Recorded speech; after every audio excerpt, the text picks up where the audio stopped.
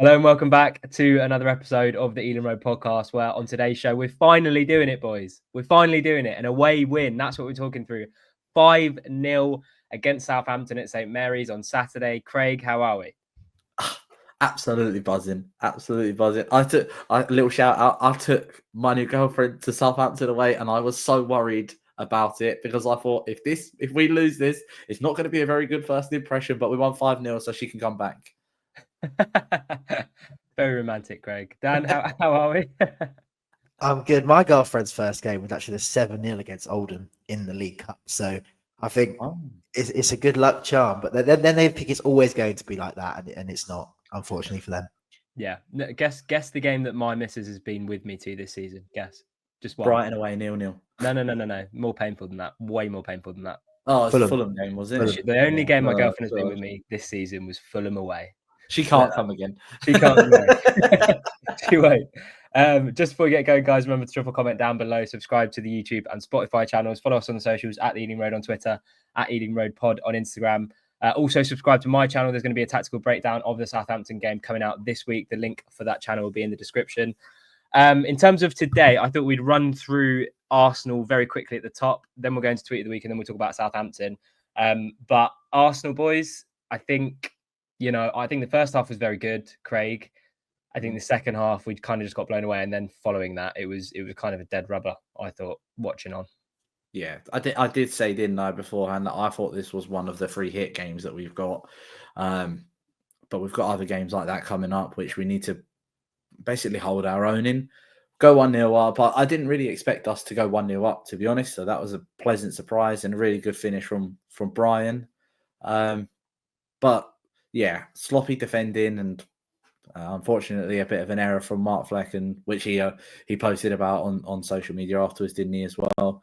But yeah, we kind of got blown away a little bit by Arsenal. Their set pieces, we know what that's like, and that's where one of their goals come from. But it doesn't help when we gift chances and gift opportunities and let players carry the ball 30, 40 yards through the middle of the pitch.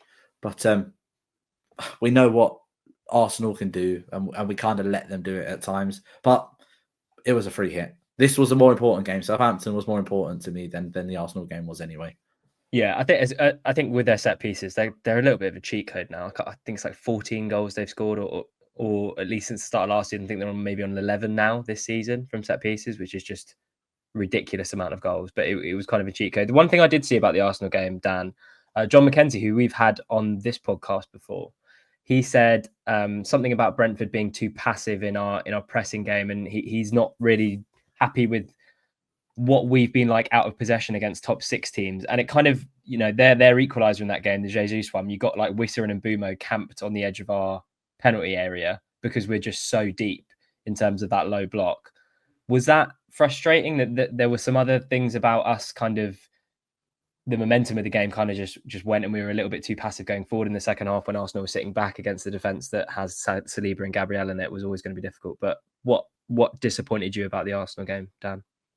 Yeah, we do typically invite a lot of pressure a lot of the time. Every game it happens. I think even against Southampton, a little bit before half time and perhaps a little bit after the second goal, we were a bit deep and we allow players to run at us at times. And, even if we're allowing shots from range, which is what we often do, we got to realise that we're in the Premier League, and quite often, that shot will be in the top corner and we'll be 1-0 down. So that is something we need to get a lot better at. I thought this game in particular probably turned on the Keane Lewis Potter shot that Ray almost spilled over the line. If it was 2-0 at that point, then I think it could have been a very different game. And then I think the goals were all sloppy.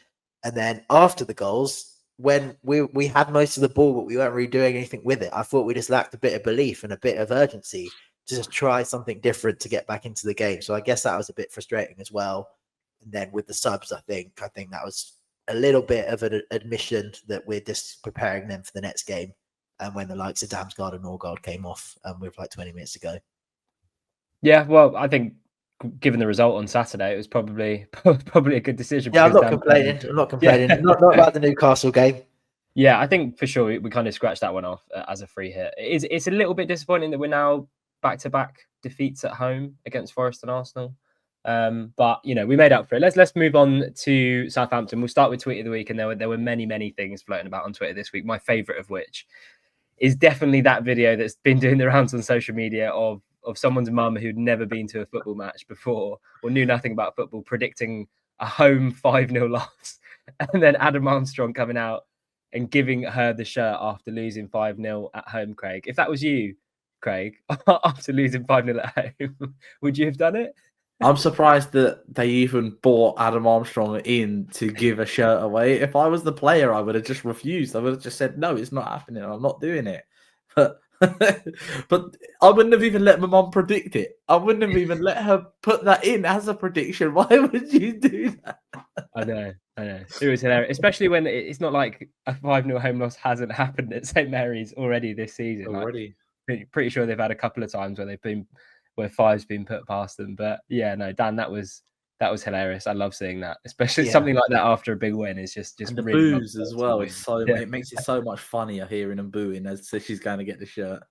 Yeah, he looks so miserable, and apparently the guy is involved in player care. And he's ex-Brentford. If you look at his profile, so don't know what's going on there. Let's move on. There's another tweet that I'm gonna bookmark. It's from Playmaker. I think they're actually like an affiliate kind of stat account for Brentford. I've seen them involved in a few tweets before.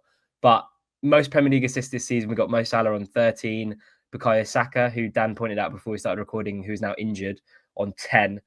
And then it's our boy, Mikkel Damsgaard, on 7, tied with some player from Fulham that I don't know. But we've got, so Salah is on 13, Saka on 10, Damsgaard on 7. And I mentioned before we started recording, I thought it might be kind of fun to have a conversation about whether Damsgaard winning Playmaker of the season or Playmaker Award, whatever it's called, is that a realistic target, Craig, do you think? It's this, Dan, you said it beforehand, and it's only a little name that he's got to catch up with. It's only Mo Salah that he's got to try and catch up with.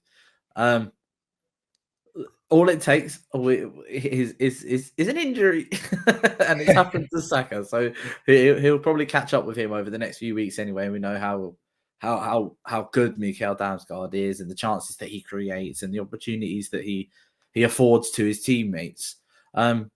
Is it out of the realms of possibility? Not at all. Not at all. It only takes a few games to have a decent run to get the ball in front of goal for people to put the ball away. And he probably could have had 4 or 5 assists himself against Southampton anyway. The amount of chances and opportunities that we created that didn't get put away. But no, it's not out of the realms of possibilities. It's kind of a bit unfathomable as well that would be a Brentford player that possibly wins that sort of award though. But it's only 6 behind Mo Salah. We've still got 18 games of the season left to go. Salah's been unbelievable as well. Like, he has been so good this season, probably better than he ever has been. And I wouldn't be surprised to see him drop off slightly in the second half of the season. And obviously he scores a lot of goals too. Whereas Damsgaard's primary means is basically to create goals. He doesn't score too many. And everything we do, you've only got to watch us, goes through him. So I think he's definitely worth an outside bet for that. Oh, yes. Just like in terms of Damsgaard in the future, because I think he's been our player of the season so far this season. Yeah. And I feel like the rest of like the football discourse is kind of starting to cotton onto it. And traditionally Brentford are a selling club. We've been speaking about Bryan Mbeumo. We're going to speak about Bryan Mbeumo in this episode and his stock just continuing to rise. If Damsgaard does, for example, win that award and get the most assists this season, are we looking at him? Are we thinking that could be a potential departure in the summer, or are we thinking this is a bit more long term with Damsgaard? We've got a bit more in the bank with him.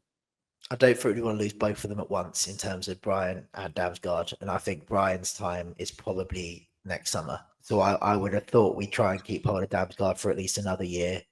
I have to check what his contract situation is like, but I think it's probably quite likely he has a bit longer than Bryan on his contract. So I would say maybe another year. If he keeps it up and shows it over a couple of seasons, then maybe we could be in danger of losing him. Yeah.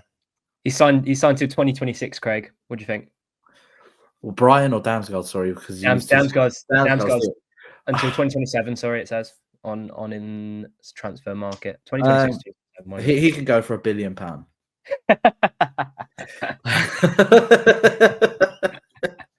That's our price. That's our price of billion, yeah. I think Dan's spot on. I don't think we lose both of them at the same time. If Bryan goes, Damsgaard doesn't. But I get the sense that we might have a big transfer sort of overhaul next summer because we've got a few older players as well, and we've brought in younger in like Mbeumo and Gustavo Nunez and things like that, players that haven't even featured at all really this season. And I sense a little bit of an overhaul next summer. We obviously need to bring a couple in January. I don't think either Bryan nor Damsgaard, no chance Damsgaard would ever go in January anyway, but no, not both of them. And Damsgaard could go on. He already is a cult hero, if you ask me. I love him. I absolutely love him, by the way. You know that. Have done the whole time. And everyone's now seeing it. And I feel like I was dead first. I was there first. And I loved him since the beginning. But no, yeah, £1 billion. And then you can take him whenever.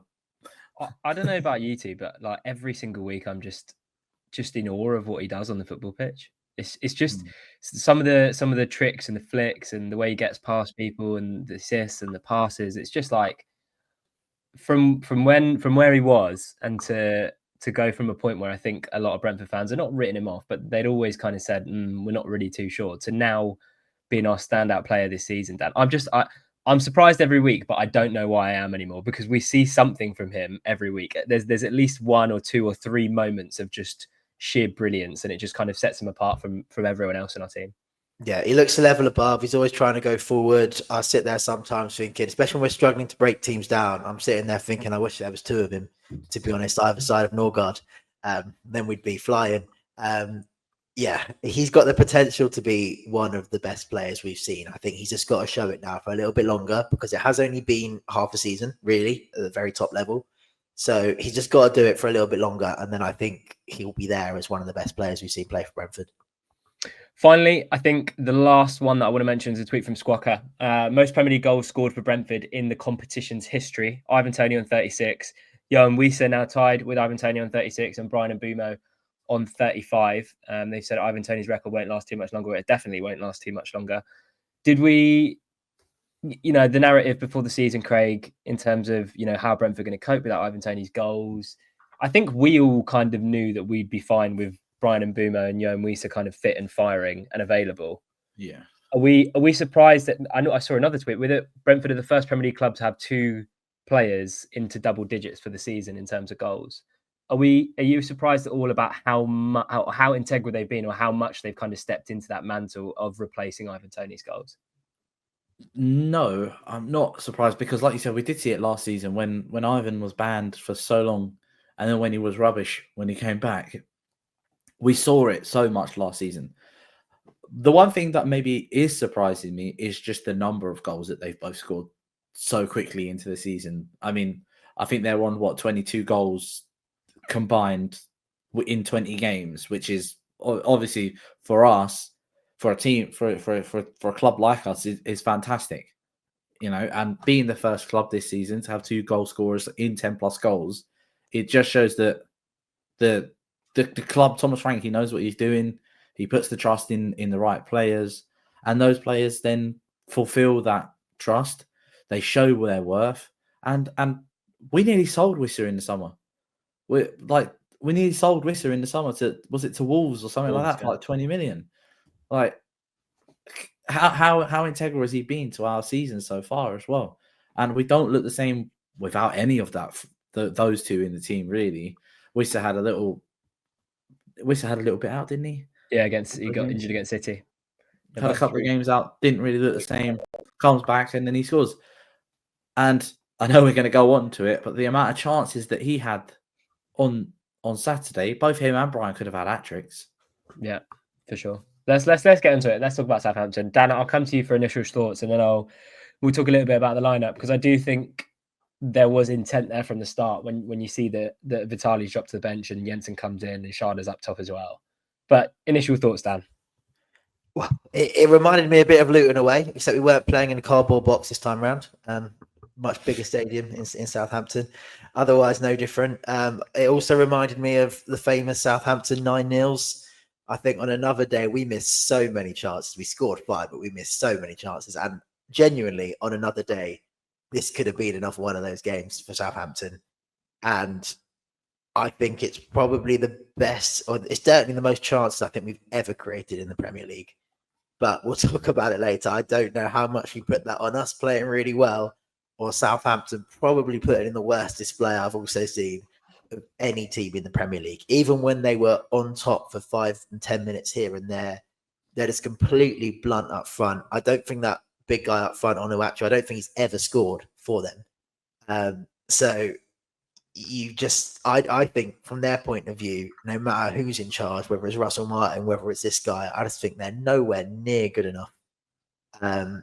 But yeah, we've only got to beat what's in front of us, and I think we were brilliant. And I was a little bit worried at times that we would let them back in because it was 1-0 for so long, and we were missing chances. But by the end, we put enough of them away, and yeah, it was comprehensive, really. They're on. We're going to get onto how shit Southampton are, because I think that's like a huge caveat to this video, to this podcast. Sorry, because they were really bad. But like, having said that, I don't know. Did you guys watch the Liverpool Southampton game not too long ago at St Mary's when it was 3-2? Southampton played really well. Yeah. I just like, in terms of their season, they've brought in Ivan Juric, who's obviously not had a preseason to deal with anything. He's got some credentials in Serie A, but they're just kind of doomed. I was listening to a few like content creators from Southampton, and they're just like, we are stinking out this Premier League, like well and truly. They're on course to break Derby's record. There's no synergy in the team. They like the style of play of Russell. I actually think a lot of it is down to Russell Martin's, his stubbornness and sticking. Because what I don't get, like, there's so much made these days in football about sort of sticking to your principles, and this argument, which is a relatively new thing, like you have to stick to your philosophies or you don't have to stick to your philosophies or whatever. What you've got in Brentford is a blueprint of how to stay in the Premier League, and it seems like clubs that come up, they just don't want to follow it for whatever reason. Like Luton do it to a certain extent, Ipswich do it as well, but like you see clubs like Southampton down at the bottom, and you're just thinking, just do what we did and you'll be all right. You got the players, you got the manager, you just change your style, get points. Anyway, I digress. Well, Great. Talking about points then, eh? When I was talking to people, and they go, Southampton are so bad this season. We've got as many points against Southampton as Southampton have got this season. That's how bad they are. Yeah, no, Why score more goals than Southampton? We might have scored more goals in that game than we did than they have. Yeah, but no, they're so bad. So bad. Yeah, we'll get on to and sort of how much we can take from the result. But Craig, I'll come to you on the lineup. Thoughts on it? Jensen in midfield. Could that be? We've kind of spoken about it on the podcast before in terms of not needing to play both Vitali and Norgard together. I like that midfield three of Norgard, Jensen, and Damsgaard. I thought it was really nice. Work well together. They do because Jensen could do both roles. We know that Jensen could do both roles, where he can be a deep line ball playing midfielder alongside Norgard and do his little bit of nitty gritty defensive work, which he does, but also then push a little bit further forwards and support Mikkel Damsgaard in the attacking phase of play as well. And it happened so much on the weekend. And I did think, I was a little bit surprised that Sharda started, because obviously he scored a hat-trick against Leicester, scored against Newcastle, but hasn't really been fantastic. And but he come in and he showed his worth pretty quickly into the game, getting the ball rolling. But yeah, no, I was happy with it, and it's kind of the team that you wanted to see out there, because if we're playing 2 6s against Southampton, then yeah, it could have been a different story. But no, it gave us that attacking prowess, attacking outlet as well. Because when you've got on the pitch, Keane, Lewis Potter, I don't think he played a minute at left back, by the way. I don't think he played a minute at left back this game. But you've got Keane, Sharda, Wissa, Bryan, Damsgaard, and Jensen on the pitch at the same time. You're going to create chances, and that's exactly what we did. And like Dan said, on another day, that could have been. It could have been 9. It could have been 9. You mentioned Sharda in there. We'll talk about him now, because obviously we started really fast. Another bit of Damsgaard brilliance to set up Sharda's goal. A little bit of luck with the deflection, but we'll take it. Dan, a word on Kevin Sharda's performances in recent weeks. Obviously, you mentioned there, Craig, that he got the hat-trick against Leicester, and then since then it's kind of been reverting to type for Kevin Sharda. I get really frustrated with his body language at times. just from watching and because you guys go to more games than me, but when I watch all the games, but just like sort of when he gives the ball away or when he throws himself to the floor, it just irks me a little bit. I don't want to give up on him because like as we've got examples, Dan, in Lewis Potter and Damsgaard and these players that we've signed, and they take time to kind of bed in. But what have you made of him in recent weeks, Dan? It's weird because even when he scores, he still had the look of a player who's lacking a little bit in confidence. Despite the hat trick, despite the early goal on this occasion, I feel like he's not always as direct as he could be when he gets the ball. He doesn't always use his pace in the way that he probably could do on more occasions. You can still see at times that other teams find him a handful because he does have the pace, he has the height as well. He has all the attributes that could make a really, really good footballer. And maybe it's him feeling that he is not of the level of Wissa and Mbeumo and Damsgaard. But he shouldn't be comparing himself to them because those three are all exceptional, and those three are what make us probably definitely a top half attack in the league. Those three are brilliant. So he doesn't have to compare himself to them. He just has to do a job for us on the left. And if anything, it should put less pressure on him because we're not relying on him to score every week. We're relying on him to contribute to a team performance. He is a bit frustrating. But like you said, I do think in a year or two's time, we could be sitting here talking about how he's come good because he's still a young footballer. We see flashes from him. I think his finishing has improved, which I will give him credit for because I think earlier this season, he had a number of one-on-ones and we started to be convinced that he wouldn't score those. I think even on Saturday, his finish was good for that first goal, which I think. So it shows he is improving. I don't think Thomas Frank, though, trusts him against maybe the real top sides defensively because he tends to take him out and then add an extra body in midfield. Yeah, we hope that he's going to come good for sure. Craig, just before we move on, you wanted to talk about the challenge on Damsgaard. I know we won 5-0, but there's got to be something that you want to just crowbar in there about that first goal. Yeah, there's got to be something that you've got to complain about even after that. Why does there have to be a foul? An actual foul, and the game have to be stopped for action to be taken against the player. Now, Brentford have recently posted a couple of little videos about Damsgaard winning the ball back. It's a poor touch from Joel Aribo to start with, and then he nicks it away from him, and then he gets a touch away from Ogachukwu. Yeah. But when you watch it back, it's very clear that there's studs on Mikkel Damsgaard's knee way above the sock that scraped down the shin, but he carries on and he puts the ball through to Sharda, who goes on to score. Why does it have to have a positive outcome for a player staying on his feet for VAR to not intervene? Because in my mind, if Mikkel Damsgaard goes down and stays down, which 99% of players would have done in that situation, I'm certain of it.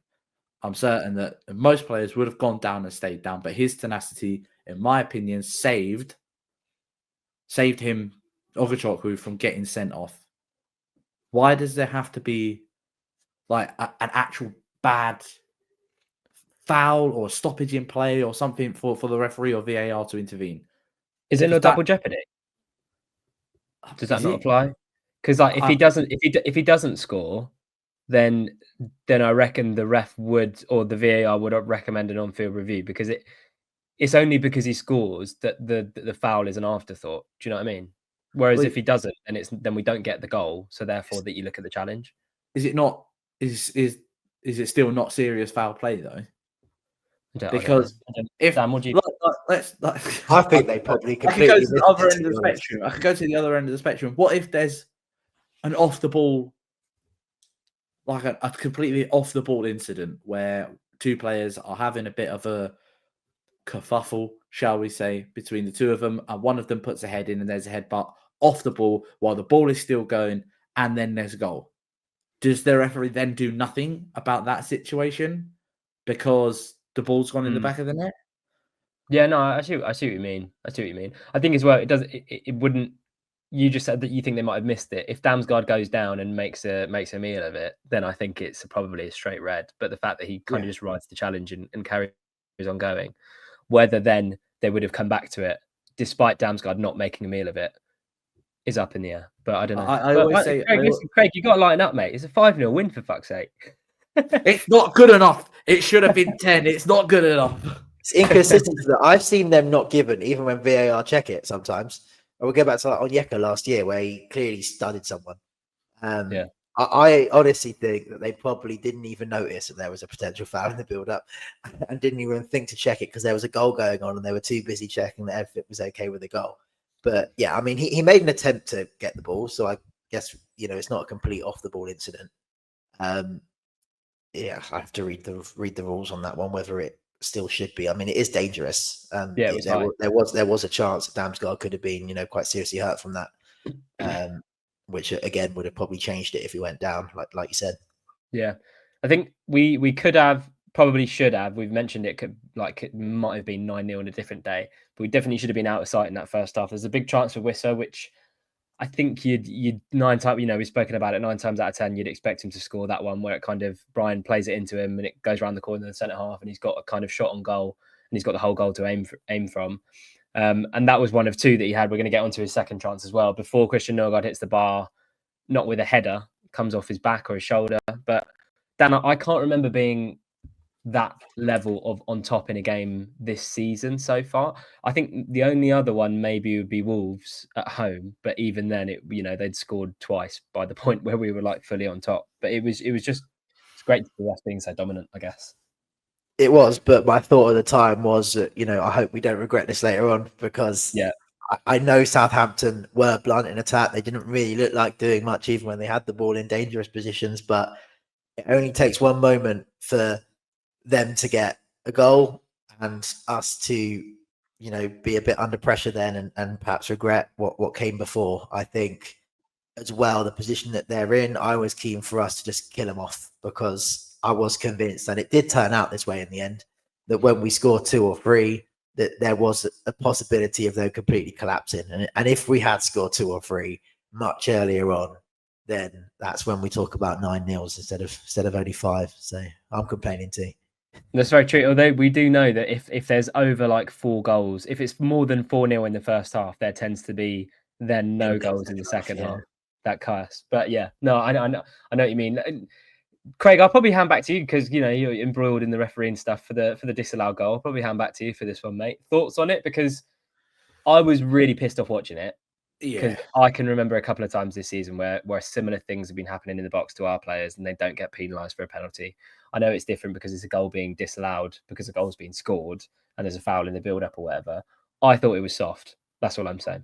Well, the reason I feel like a goal like that would be disallowed is if that player, they feel that player could have affected the game.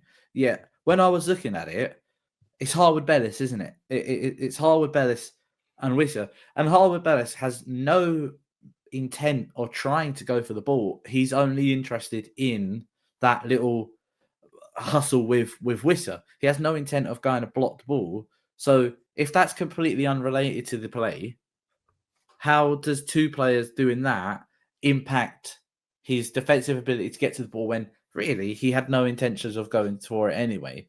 But like you said, we see it every week. It's not just us or not just Brentford. It's every team every week. There's always incidents in the box. It reminds me of, we got a penalty against Wolves, didn't we? When Collins had a bit of a kerfuffle with the player in the box and we get a penalty for it then. So it's just one of those things where there's no consistency with it. VAR gets involved. Referee did not see anything wrong with that. It wasn't until VAR told her to look at something where nowhere near the ball, but it's a consistency thing, isn't it? And I feel so bad for Sepp.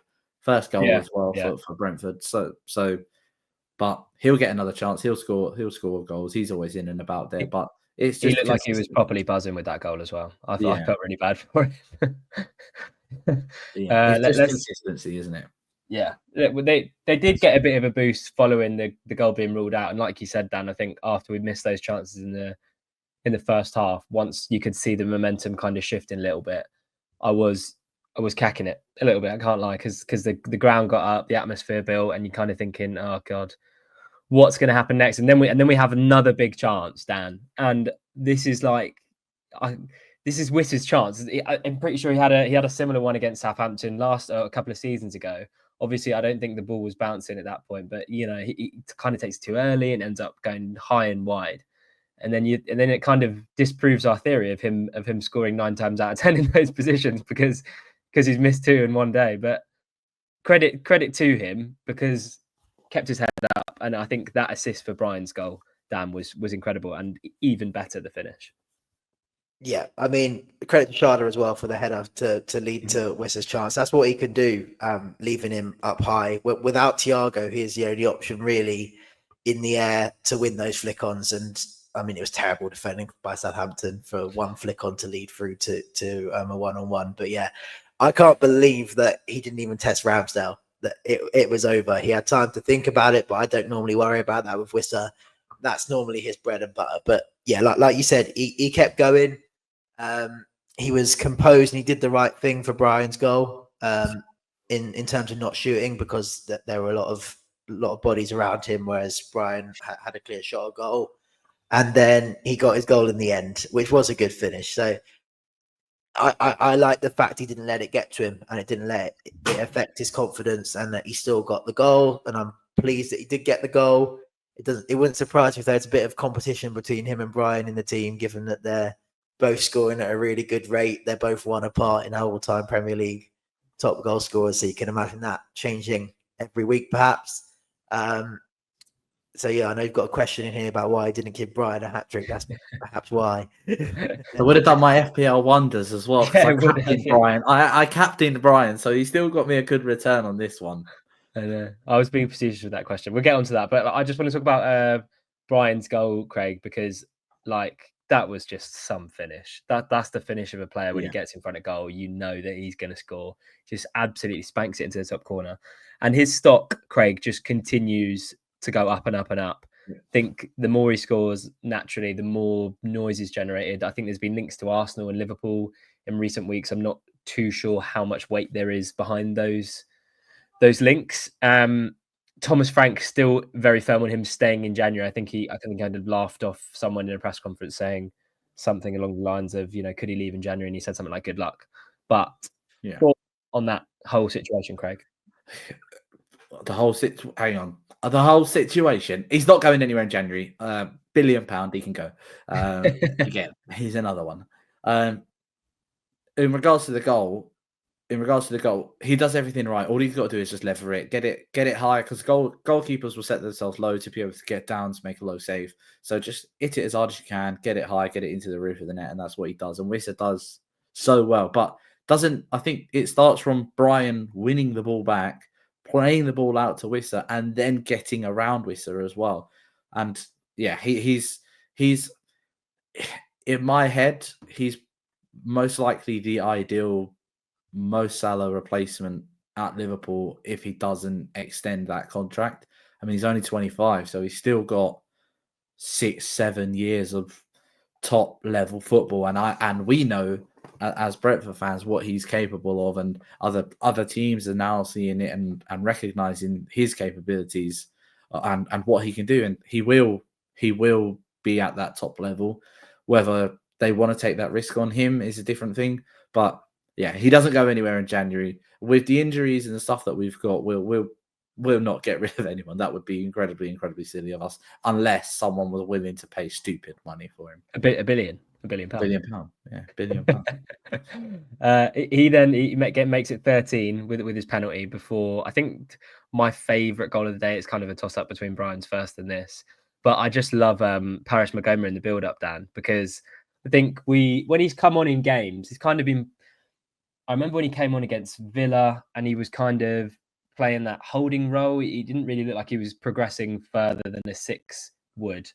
But against Southampton, you could tell that Thomas Frank just said, go and have fun. And I think his kind of the jinking and out and getting away from 3 players and then playing the ball over to Bryan, that was kind of the first sign we've seen from him in terms of what he can do going forward. And I think it was maybe a Bolton podcast or a Bolton fan quote retweeted Brentford's post about the video of the goal, and they were just kind of sad that he'd gone. But we've not really seen that from him as of yet because he's not kind of had that role yet. But just a really silky goal. And again, really, really happy for KLP to get it as well after missing that sitter a few minutes before. I thought that was in from the TV. I was already celebrating. From the away end, we thought Yeah, it was from the in. away end. I imagine it was the same thing. But yeah, Dan, Mbeumo and KLP. Yeah, brilliant. Mbeumo getting away from about 3 players, laying it into, I think, Bryan. But yeah, fantastic. I thought he was a bit more of an attacking player from his time at Bolton as well. And he's looked tidy when he's come on, and he's getting minutes, sometimes ahead of Yarmoliuk. He's brought on. So it's time to go off. It's a massive jump between Bolton and Brentford. I'm a bit cautious to rave about him too much. Obviously, we do need to see more from him. I think it probably is quite a nice situation for him to come on 3-0 up against a Southampton team who are in the process of falling apart. But I would like to see more from him. Perhaps the Plymouth game is a chance to see the likes of him and Yarmoliuk, and if we can, get the game won with those in the team, and that's, I guess, the start for him, and then it will lead to more opportunities. So obviously, it's a massive jump from playing for Bolton last year to Brentford now. So I would reserve judgment on him, but yeah, brilliant bit of work. And I thought he's always looked quite tidy on the ball, even when he's come on, even against Arsenal when he came on. I thought he looked quite tidy on the ball. KLP, I am starting to begin to wonder whether he is actually a left back, because the one area of his game, if we have criticised it again against Arsenal as well, is the end product, that last shot, that last cross. Obviously, the shot against David Raya, really, that should have been a routine save. Obviously, he missed the first one here. It was a good finish for the second one, but we don't see that from him nearly often enough. Yeah, he does a great job from left back, and he can still drive forward.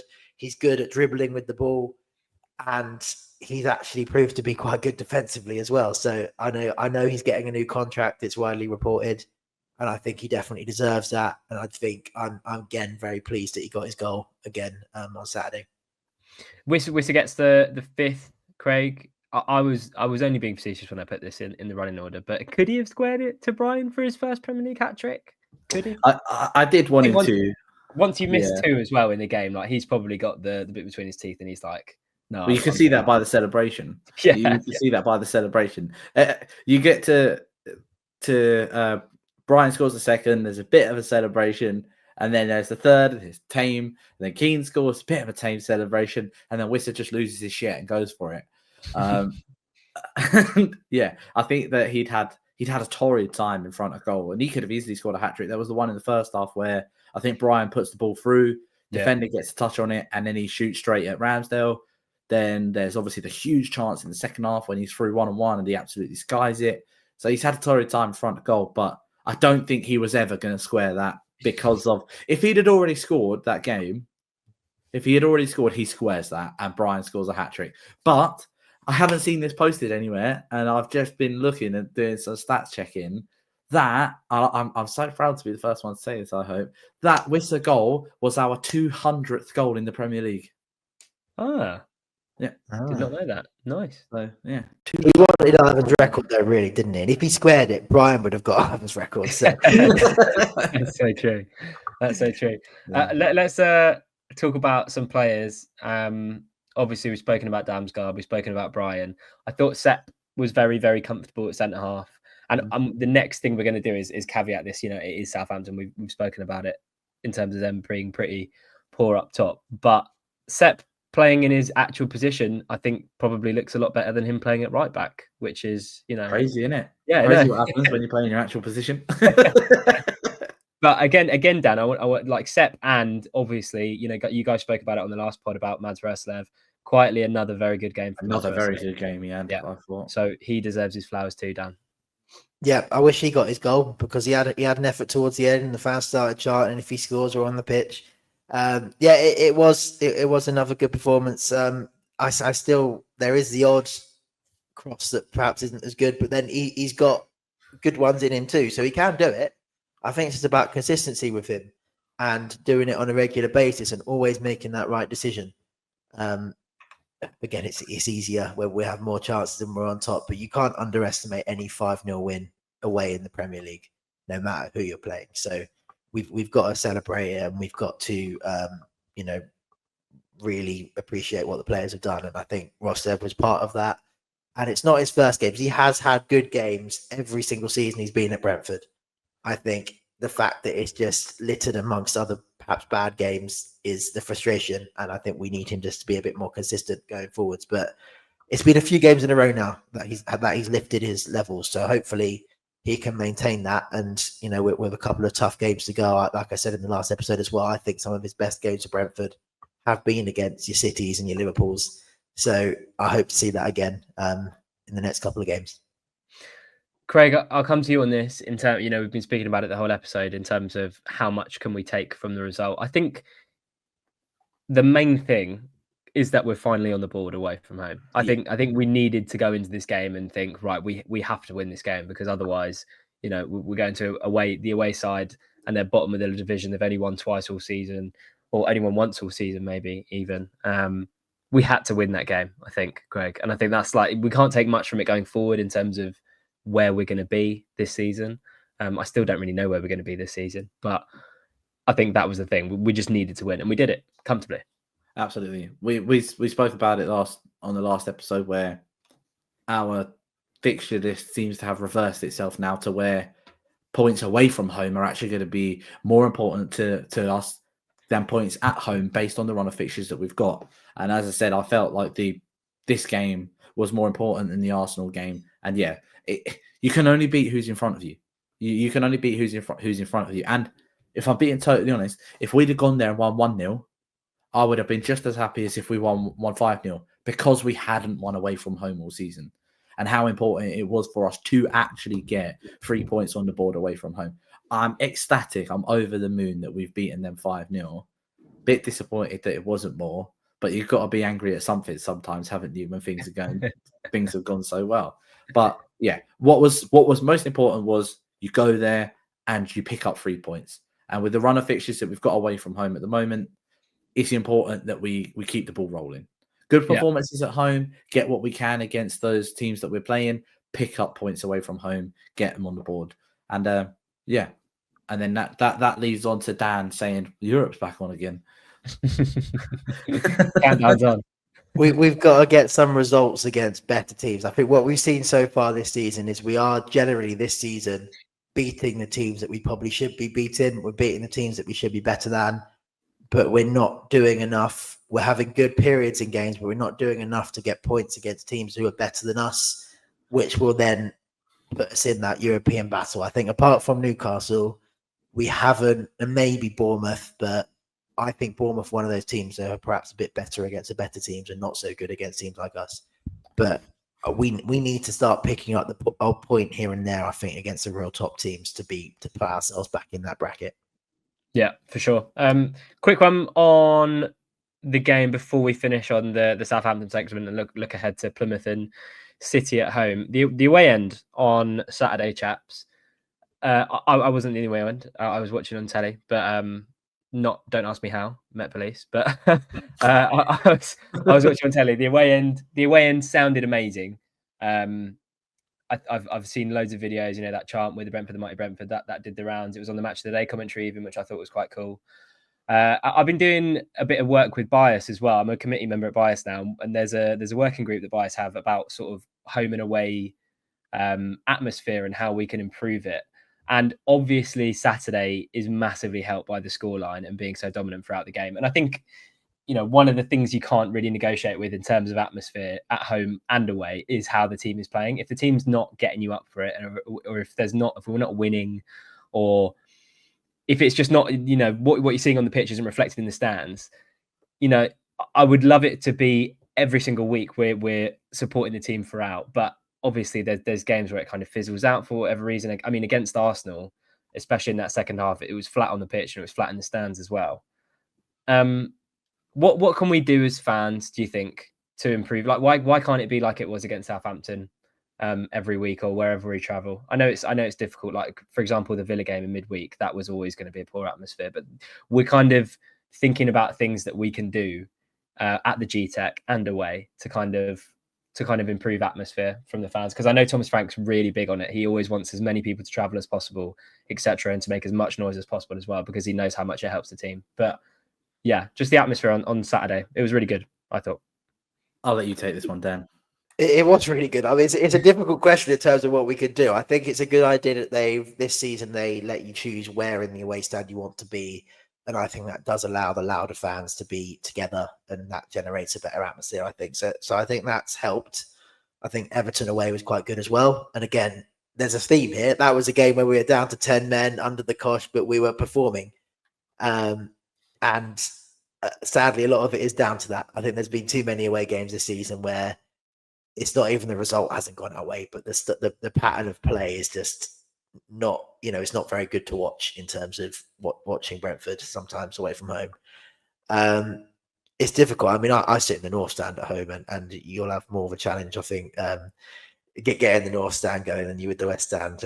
So it's difficult. It takes a group of people, doesn't it? I mean, I sometimes start shouting at home, but sometimes on my own. It's difficult. I don't think there's an easy answer to that question, sadly. No, there's not. Well, that's why there's groups that Bias have put together to kind of help with these kind of issues and stuff. Where there's been stuff like tifos before the game, flags and kind of presentation, similar ways that St. James's kind of do that at Newcastle, stuff like that. And there was a bit of chatter about the social or the stadium media teams at the games before, when they do that kind of crazy light show and they've got the big drum and bass or heavy metal or whatever kind of music they decide to put on the tannoys. And that's, it's a way of what we kind of said was that it's great. It's great for PR, and it's a great thing to do because we've got like a state-of-the-art stadium. We can do these things. I think it's brilliant. It looks amazing. But I think what we kind of thought was you shouldn't really need that to get up for an Arsenal at home. If you compare it with when we played Arsenal the first time at the G-Tech when we first came up, I know it's different circumstances, but go back even further, if we hosted Arsenal in the Cup when we were at Griffin Park, for a fact that about half an hour before kickoff, there's going to be people in the stands making noise already. Whereas at the G-Tech, we don't have that. And obviously that's a consequence of being in the Premier League for longer. But I guess what we'd love to know from people in the comments is kind of let us know what you think about atmospheres when you're traveling and watching Brentford, when you go down to the G-Tech on a Saturday or whenever it is, stuff that stuff that you think we can make a difference to. Like one of the things we kind of spoken about at the G-Tech and why the atmosphere can be flat at times is how far away the away end is to where the West Stand is. That you eliminate that kind of back and forth between home and away fans when you put the away end on the other side of the stadium. So like things like that, just let us know in the comments. We'd love to hear from you about what we can do with the club going forward to kind of make that atmosphere when we go and follow Brentford or when we watch Brentford at home better. Because on Saturday, as Craig mentioned and Dan said, it was fantastic atmosphere. Best one of the season so far, Craig, you'd say? Easily. Yeah. And Everton. I think Everton was up there as well. Everton was good. Yeah. But yeah, let us know in the comments. Let's move on to Plymouth in the Cup, and also City. We'll look ahead to that. FA Cup weekend, who do we want to see? Meg/Mag, Omer, both in the starting lineups. Kim, I'd like to see more of because I thought he looks really, really, really good against Brighton when he played. Obviously Yarmo, Konak. Anyone else that you want to see in particular from either of you? I heard a few murmurs from the away end that apparently it was mentioned on the Bees player commentary that Rico Henry could be quietly involved this weekend as well. Whether that's true or not is yet to be seen. But there was a few quiet murmurs that I heard that he could be involved.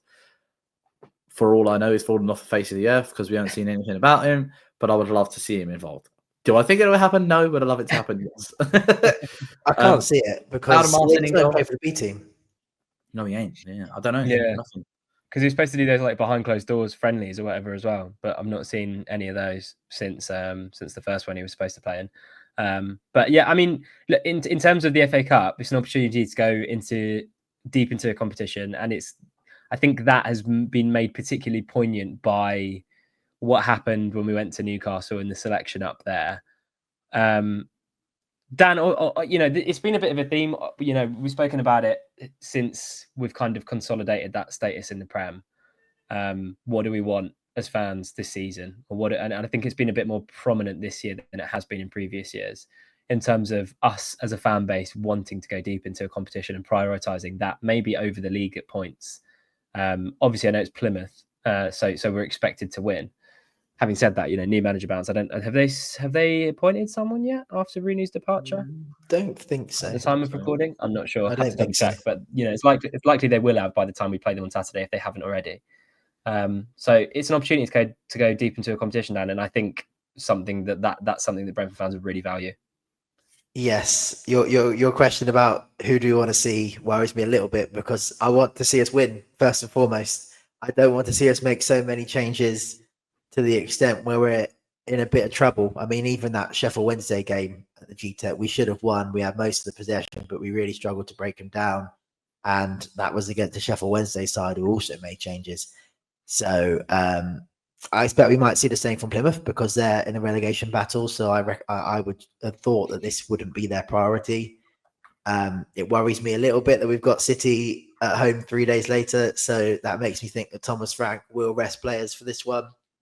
I think at the very least, they've got to be on the bench, because the likes of Bryan, if they're not starting, we will need them. Even if it's 0-0 at half time, we will need them to make sure we get through, because that would be a complete disaster if we fell at this stage. But I agree that this is a game where the likes of Maghoma, the likes of Yarmo, people like that should be able to come in, and we should still be able to win. But we need to have those players on the bench. Yeah, like you said, I think it's just about what's realistic this season. And in terms of in the league, what can we realistically do?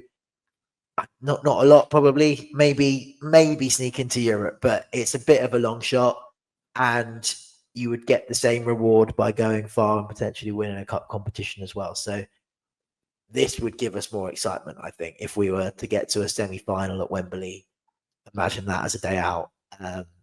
So I think we've got to recognise the importance of that to the fans, and that's what it's all about at the end of the day, more than just an extra position or two and a little bit of extra money in the Premier League. I think that's what we'd really remember, and that's a sort of run that you break records, you make history, and this is the first step towards doing that. And if we lose against Plymouth because we've made too many changes, then we don't get anywhere near that.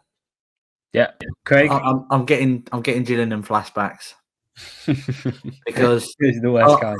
After we played Gillingham, we went on to beat City away from home. So, do you take losing to Plymouth to beat Man City at home? No, do I. But we're going. You give me a good segue. You give me a good segue, because we'll look a little bit further ahead. We're going to do a City preview with a City fan as well, so we won't spend too much time on it. And I'm conscious of the time, and we've been nattering on for a while now. But 2 wins on the spin for Man City, which in recent times has been unfounded. I think before that it was 1 in 12, 1 win in 12 with 9 losses. Back at the GTEC, Craig, what do we think? Because in both of their victories recently, they've not been as impressive as the scoreline is suggested. I think you can say that. Yeah, I think so. We're at home, anything can happen. We know what we're like when we're playing at home, and if we go out and attack teams, we'll score goals. It's just whether we can score more than Man City, in my opinion. I don't see us keeping a clean sheet, but I do see us scoring. So it's just, football's a funny old game, and I feel really stupid saying it's just whichever team scores more goals. Dan, how are you feeling for City? You can see us doing damage on the transition with Damsgaard and Mbeumo, because that's where they're struggling. They leave big spaces in midfield. The likes of Damsgaard should be able to thrive, and they're prone to a defensive error at the moment. So I think we will have lots of chances, and I think we will score goals. But like Craig said, at the other end, Haaland is still Haaland. Foden is still Foden. De Bruyne, if he plays, is still De Bruyne. So we've got to be careful. But I think the blueprint in terms of how we like to play against these teams will work better against City this time more than ever, probably, because what they struggle with is on that transition. And if we can just find a way to get out of our own box, and if we can get those three, particularly Damsgaard and Mbeumo on the ball, then I think it will be very difficult to stop. I mean, even West Ham without Jared Bowen had I think it's 17 shots at least. Yeah. The other day. So obviously City have quality going forwards. They're still a good team. I expect they'll still probably end up in the Champions League, but they're a bit vulnerable at the moment, and we've caused them problems even at their best in the recent years. So there's no reason why we can't be quite confident actually going into this one. For sure. I think that'd be a good point to round off the podcast. We will be back with the City preview, like I said, before the City game. We might also do a Plymouth wrap, but I will keep you posted on the socials, so keep your eyes peeled for that. And there's also going to be a tactical breakdown of the Southampton game on my channel, and the link for that will be in the description of this video. Remember to drop a comment down below. What do you think about the atmosphere, chat? What did you think of the atmosphere on Saturday? How can we make it better at home and away? Let us know in the comments.